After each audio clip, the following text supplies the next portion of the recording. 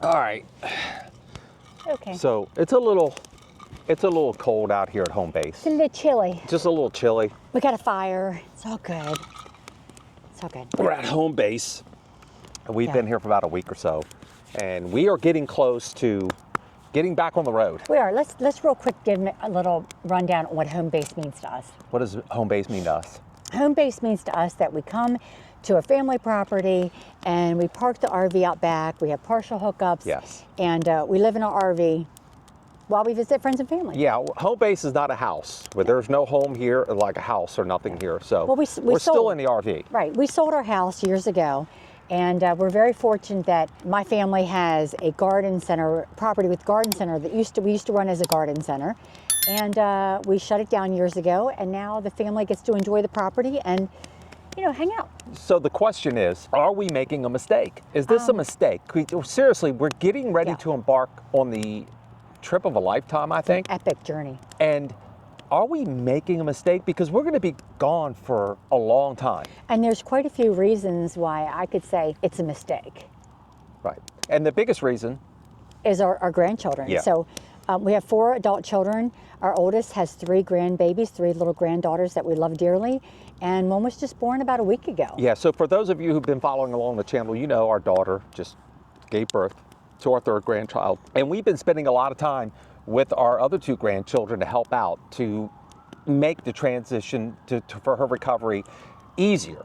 And not to say we don't love spending time with our grandbabies. We do. And it's a blessing, and that's one of the game changers. The question is, should we have altered our plans? Because when we made the plans, we did not realize, well, she wasn't pregnant when we made the plans, so we did not know. So this is all new for us. So should we alter our plans and change them and not go now and wait for another year or 2? Or should we just go? Because this is a lot of work and a lot of prep. And for those of you who full-time RV and you've done it for years now, you may have been faced with a situation like this. How did you deal with it? Did you alter their plans? If you were committed, once again, we were committed to this Alaska trip. When this trip originally started, it was just two couples. It was our friends Jacob and Dee, which are actually the original people that put the trip together. We were invited, and then we also invited 2 more couples. And now, unfortunately, those 2 couples were Deb and Joel from Chasing Our Sunshine and Ken and Pam from the Roadsmiths.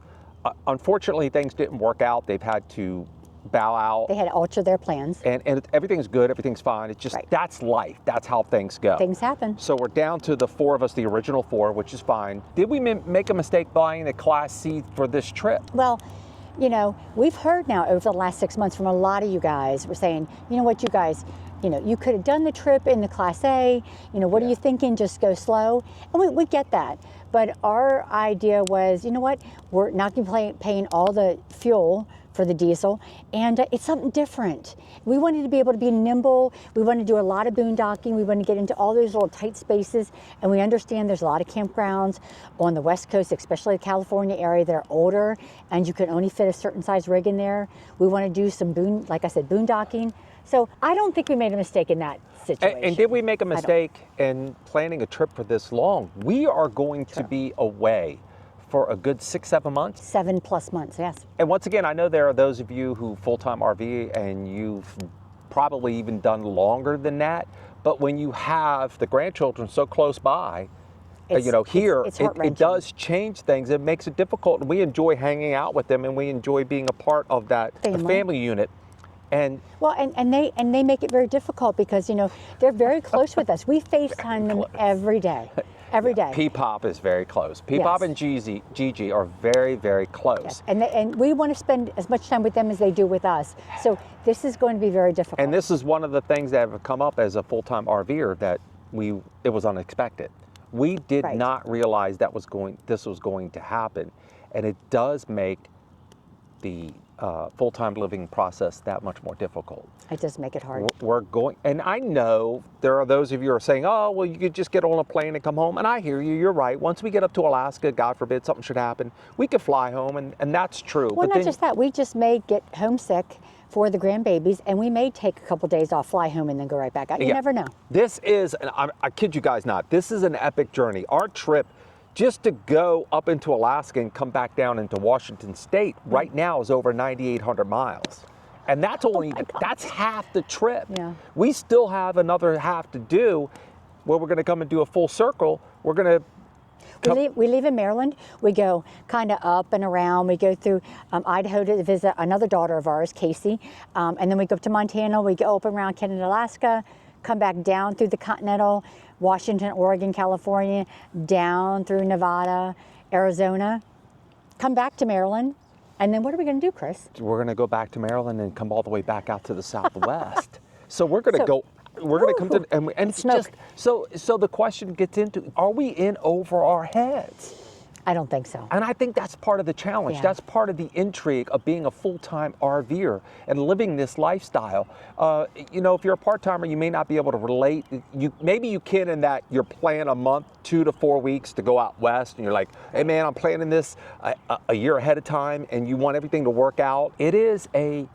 It's a serious issue to deal with, a serious issue. And now, look, there are more important things, more serious things. And Katrina and I, you guys know our backstory. We've been through much worse. Right. For us, though, that's our major issue is the family. Family is most important to us, and then, you know, friends and faith and all that kind of stuff. But family is very important to us. Leaving that topic for just a second, another issue we have is that we decided to purchase a Class C, which we absolutely have no regrets about. But then we think, well, wait a minute, do we have regrets?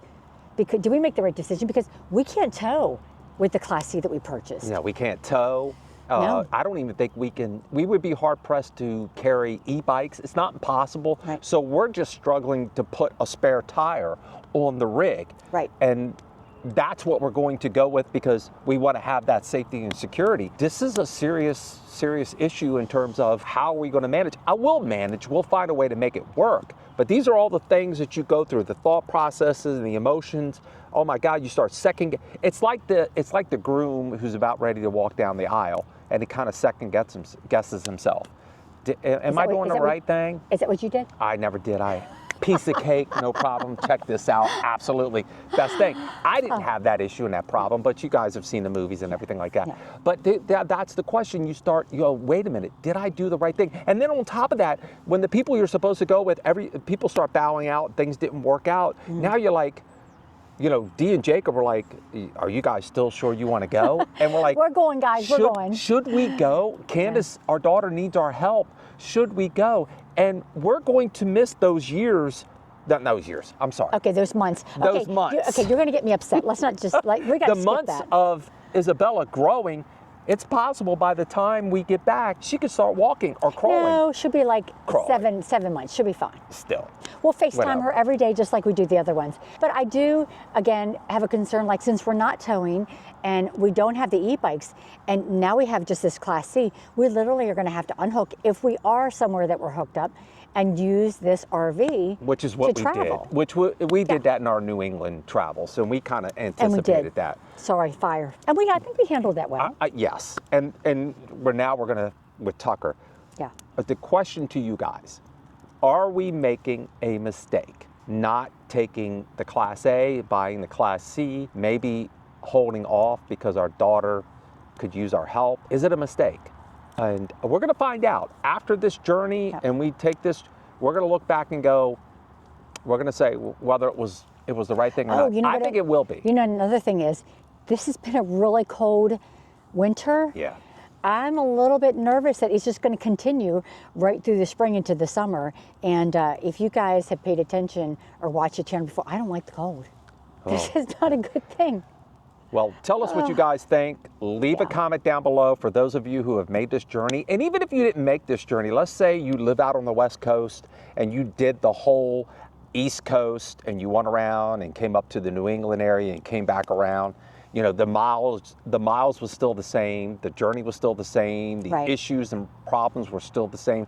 Tell us what you think. Leave a comment down below. Are we making a mistake? Should we just hold back? We're not. We're going to go. But if we had to, we would. And if there's anything you guys can share with us to help us out along this journey, to get through this, to deal with being away from the family and the children, things that you could do to make this journey better is greatly appreciated. Please, Getaway Nation, those of you who are part of Getaway Nation, those of you who subscribe, you guys are Getaway Nation, tell us what you think.